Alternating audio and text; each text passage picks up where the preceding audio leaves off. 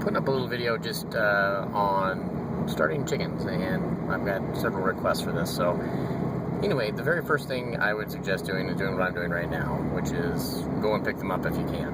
I'm lucky enough that I have a hatchery not very far away from where I live, and I can just go and pick them up. If you get them in the mail, you can do that, but just make sure you talk to your post office, let them know they're coming, do everything you can to be there as early in the morning, and that'll cut down on your casualties. But generally, if you can pick them up, your survival rate will be way higher and less stress on the birds. So I'm going to mosey on down the road here a little farther and pick up some chickens. So arriving at the hatchery.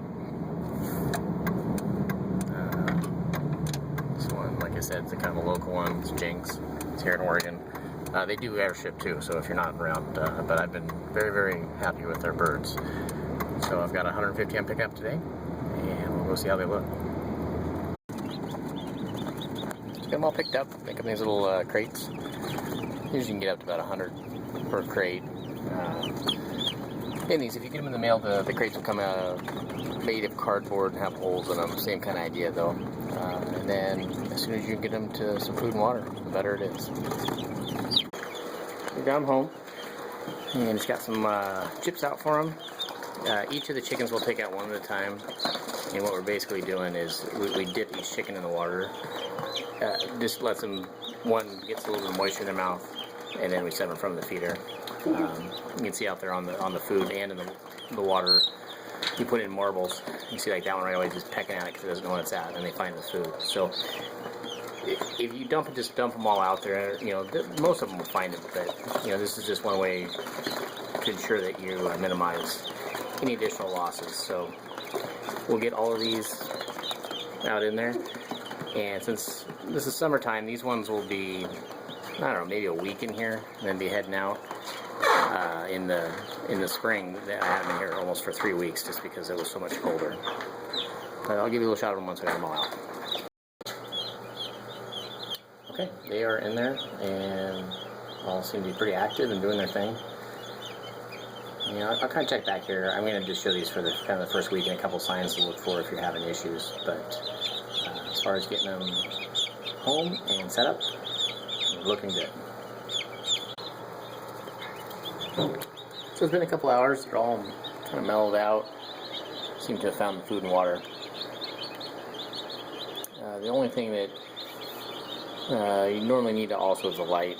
I just put a shop light up here because since it's 97 degrees today, they don't need the heat, but the light does kind of keep them moving. And in this same area, you can see they'll bunch up. If it's cold, you want to spread your lights out, because if you get 150 chickens like this in this group all under one light, they're going to smother somebody. So spread your heat. You should get them pretty spaced out. These ones have just kind of moved over here because that's where the feeder is, but the goal is to keep them from squishing each other. So far so good. Here we are. This is day 3. We've lost 2. We counted them all out. When we dipped them, there's 155, so that puts us to 153, but about day 3 you start to see little feathers on their wings, and another, I don't know, about 10 days they usually have enough feathers they can start going outside, at least in the summertime. Springtime you gotta wait a little bit longer, but doing pretty good. There's one that is just terribly loud. You'll probably hear him. It's just one chick doing that for 3 days. But anyway, they're doing pretty good. I haven't lost, you know, like I said, more than 2, which is to be expected. You're going to lose a couple, but day 3 is usually when they start going through a little bit more feed too, so you got to kind of keep on top of that. But I'll give you a look at them in about a week, and you know, if you have any interest in following a longer process, I've got a couple other videos out showing these guys going all the way to butchering stage. So, but this is kind of a look at getting them started, so you don't lose them in the early process. You gotta really do probably every other day change their chips for the first week. They get gross.